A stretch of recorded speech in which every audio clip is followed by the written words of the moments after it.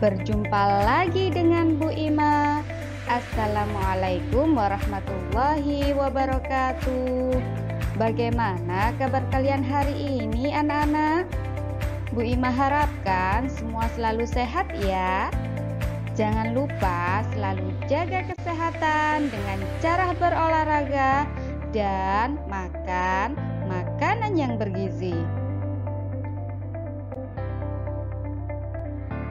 Hari ini kita akan belajar tema 1, subtema 1, pembelajaran 5, kelas 3, SDN Jimbaran Wetan.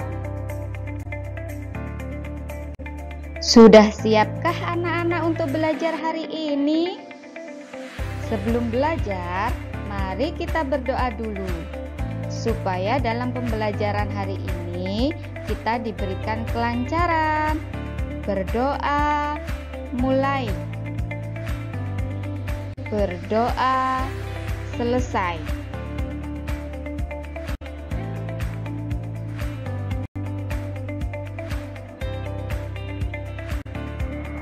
Manusia dan hewan memerlukan makanan untuk memenuhi kebutuhan energi. Makanan juga merupakan wujud rasa syukur kita kepada Tuhan atas limpahan rezeki untuk kita. Namun anak-anak, makanlah secukupnya saja ya. Coba sekarang anak-anak perhatikan gambar yang ada di layar. Ini adalah gambar seri ya. Nah, gambar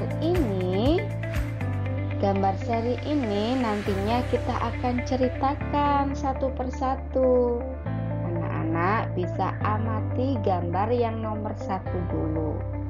Nah, ini sedang apa ya kira-kira? Di sini ada Udin, Edo, dan Beni sedang bermain pasir anak-anak. Ya, di situ. Dan juga si Edo sedang memegang apa? Memegang cacing ya, dapat cacing. Sekarang kita beralih ke gambar nomor 2. Di gambar nomor 2 ini kira-kira sedang apa ya mereka? Nah, tapi setelah bermain. Benny sedang mencuci tangan, sedangkan Edo makan tanpa mencuci tangannya. Dan kemudian gambar yang ketiga yaitu pintar sekali, gambar yang sedang makan kue bersama-sama. Dan yang terakhir gambar apa ya? Kenapa ya si Edo ini kok tidur atau terbaring lemas? Nah, Edo ternyata sakit perut anak-anak karena tidak mencuci tangan sebelum makan. Nah, kalau kita makan harus cuci tangan terlebih dahulu. Nah, dari sepenggal pengertian yang sudah Bu Ima berikan ini, nanti bisa kita membuat cerita dari gambar tersebut ya. Misalnya Udin, Edo, dan Beni sedang bermain pasir bersama-sama. Mereka bermain sangat asyik sekali. Pada saat bermain, Edo menemukan cacing dan diambillah untuk mainan. Setelah bermain, mereka makan kue bersama-sama. Tetapi sebelum makan, kita harusnya itu mencuci tangan ya. Tetapi yang dilakukan Edo tanpa mencuci tangan, terlebih dahulu langsung makan kue. Sedangkan yang dilakukan Beni cuci tangan dulu sebelum makan. Setelah mereka selesai mencuci tangan, mereka makan bersama-sama. Setelah makan, ternyata Edo tadi perutnya sakit karena tadi tidak mau mencuci tangan. Akhirnya dibawalah pulang sama teman-temannya. Kemudian di rumah Edo dirawat oleh ibunya. Nah, itulah cerita dari gambar seri anak-anak yang kita bisa buat. Aturan sebelum makan. Coba anak-anak amati gambar yang ada di layar. Di situ ada makanan yang tertutup, ya, atau ditutup. Yang kedua yaitu ada si Siti ini sedang mencuci tangan sebelum makan. Di gambar yang ketiga, sebelum makan Siti berdoa. Nah, aturannya yaitu yang pertama tadi, makanan harus bersih dan sehat. Makanya di situ gambar yang pertama, makanannya ditutupi supaya tidak ada lalat yang menempel. Yang kedua yaitu mencuci tangan sebelum makan. Jadi anak-anak sebelum makan, anak-anak wajib ya untuk mencuci tangannya dulu supaya tidak terjadi seperti Edo tadi, karena Edo tidak mencuci tangan sebelum makan, nantinya ada kuman-kuman yang menempel di tangannya, akhirnya ikut masuk pada waktu megang makanan, ikut masuk ke dalam mulut anak-anak, kemudian masuk ke perut. Jadi perutnya Edo tadi sakit. Dan yang ketiga aturannya sebelum makan yaitu anak-anak wajib berdoa sebelum makan dulu. Pastinya anak-anak sudah tahu ya cara berdoa sebelum makan. Pintar sekali. Nah, anak-anak coba amati gambar yang ada di layar. Di situ tadi ada gambar yang sebelum makan kita harus berdoa dulu. Di sini ada aturan sebelum makan ya. Salah satu ciri makhluk hidup adalah tumbuh. Untuk bertumbuh, makhluk hidup itu perlu makan dan air. Makanan yang baik untuk pertumbuhan adalah makanan yang bersih dan sehat. Kebersihan makanan juga akan mempengaruhi pertumbuhan. Jika makanan yang kita makan tidak bersih, kesehatan dan pertumbuhan kita akan terpengaruh juga. Seperti yang dilakukan itu tadi. Karena di makanannya, bukan makanannya yang kalau di Edo tadi bukan makanannya yang kotor, tetapi tangannya Edo yang kotor, memegang kue, akhirnya masuk mulut, ya kumannya ikut masuk. Kalau anak-anak punya makanan juga, misalnya kalau tidak habis itu harus dibungkus supaya tidak dihinggapi lalat, ya. Salah satu cara menjaga makanan agar tetap bersih, ya, bagaimana Bu Ima? Nah, ini dengan cara menutup makanan, ya. Jika anak-anak mempunyai makanan, misalnya beli jajan tidak habis, nah itu harus anak-anak tutup, ya. Jangan dibiarkan terbuka. Nanti kalau terbuka ada bakteri-bakteri yang masuk ke dalam makanan anak-anak atau melalui lalat yang menempel. Hal ini perlu dilakukan agar makanan tidak dihinggapi lalat atau hewan lainnya.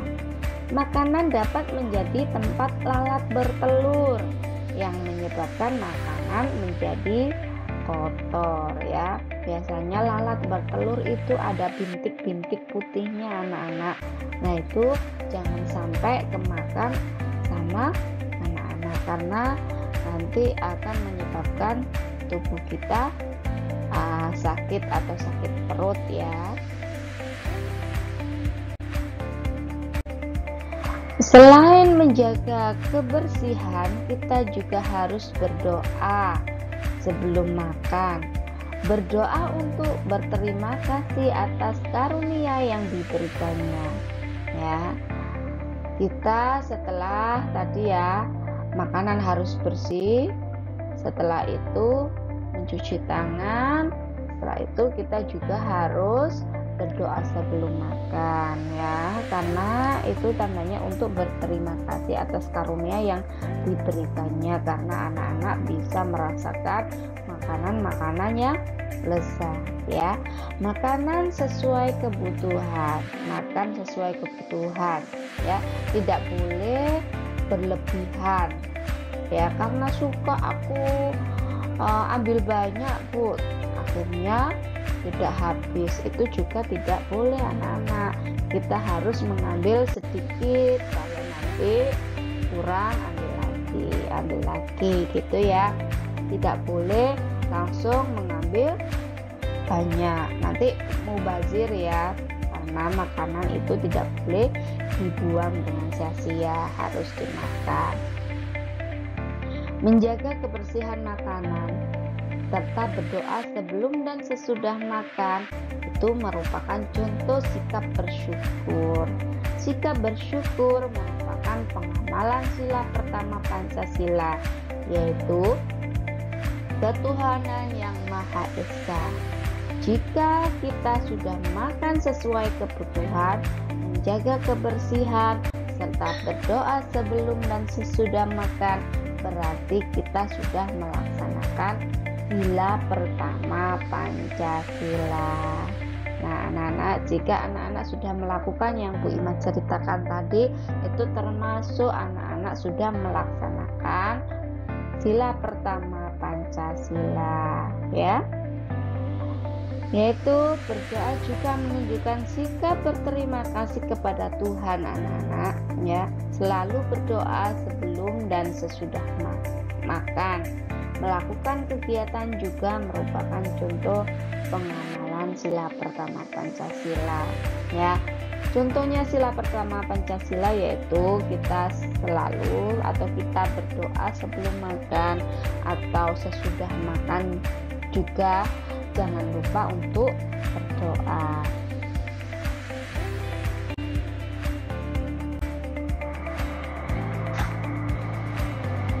Susu sapi adalah salah satu contoh makanan yang sangat baik untuk kesehatan. Siapa yang sudah pernah minum susu sapi? Bima rasa anak-anak sudah pernah ya. Aku belum pernah Bu. Nah di kota kalau anak-anak beli di toko-toko itu ya, susu yang kemasan itu juga termasuk susu sapi. Beberapa perusahaan memproduksi susu sapi dalam bentuk kemasan kotak nih ya, siap saji agar mudah dikonsumsi. Ya, tidak harus yang langsung beli di peternakan sapi, tetapi sekarang sudah ada susu kotak yang dikemas siap saji, anak-anak tinggal meminumnya. Berikut ini adalah jumlah susu kemasan kotak yang dapat dihasilkan oleh beberapa perusahaan. Ya, di sini ada peternakan sapi, yaitu contohnya susu yang sudah dibuat untuk kemasan. Nah, itu ada si Pak Tukang pemeras susu ya. Nah, ini adalah perusahaan yang dapat menghasilkan susu ya. Coba anak-anak di tabelnya. Yang pertama, perusahaan A itu jumlah susu kemasan yang dihasilkan per bulan 1.200 kotak. Sedangkan perusahaan B 3.000 kotak. Perusahaan C 4.800 kotak. Perusahaan D ada 3.250 kotak. Dan yang terakhir perusahaan E itu 2.200 kotak. Nah, anak-anak, di sini di perusahaannya berbeda-beda ya penghasilan susu kotaknya per bulannya.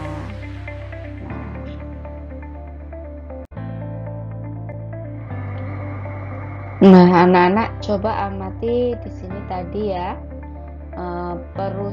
perusahaan yang menghasilkan susu kemasan per bulannya. Berapa jumlah susu kemasan kotak yang dihasilkan perusahaan A dan B? Nah, coba kita lihat perusahaan A dan perusahaan D. Ya, bagaimana cara penyelesaiannya nanti kita belajar bersama-sama. Permasalahan tersebut diselesaikan dengan cara penjumlahan. Ya, untuk menentukan berapa jumlah susu kemasan tadi. Penjumlahan dapat dilakukan dengan cara susun ke bawah atau cara bersusun ya. Letakkan bilangan sejajar sesuai nilai tempatnya, lalu jumlahkan sesuai kelompok. Masih ingat anak-anak nilai tempat? Ada ribuan, ratusan, puluhan, dan satuan. Nah, ini adalah cara menyelesaikannya bagaimana? Nah, kita tulis dulu. Perusahaan A menghasilkan 1.200 kotak. Sedangkan perusahaan D menghasilkan 3.250 kotak. Jumlah susu kotak semuanya kita jumlahkan, kita susun menjadi bentuk penjumlahan yang disusun ke bawah seperti ini anak-anak. Kita tuliskan dulu 1.200, kemudian kita jumlahkan dengan 3.250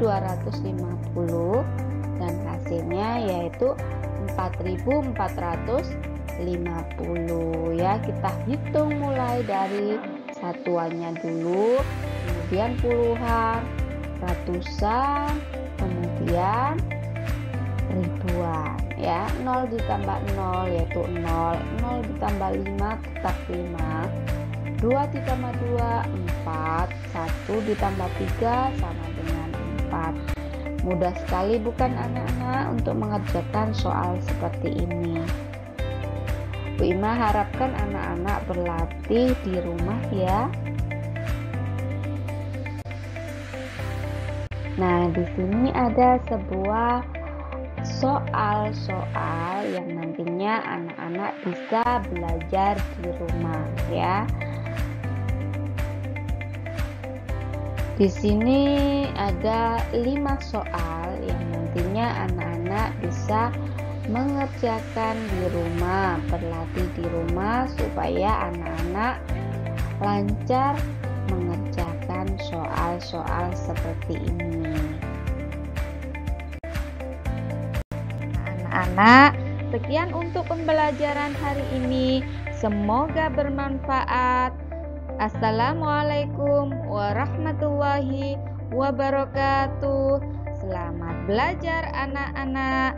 Sampai berjumpa lagi dengan video-video Bu Ima selanjutnya.